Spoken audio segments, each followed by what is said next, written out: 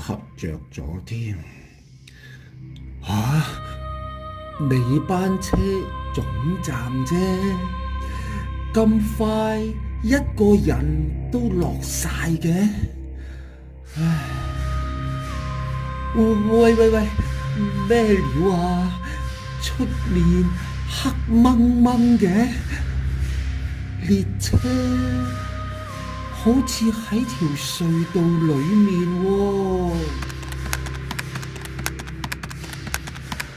咁極緊急中都冇人理，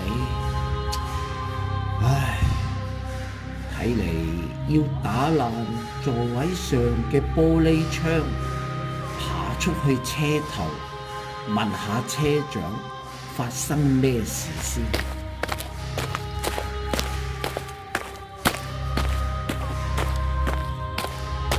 咦？呢啲咩嚟㗎？塵灰白白嘅隧道牆壁上面，咁多個黑色沉沉、拖拉嘅手掌印嘅。突然之間好寒啊！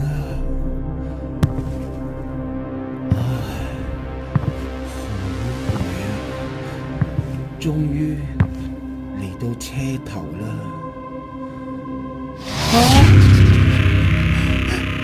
點解面色青白、七孔流血嘅我坐咗喺駕駛座位上㗎？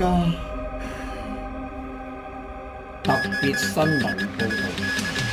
地鐵一條喺2021年屯馬線開通之後只用過一次嘅管道，今日發現一副人骨。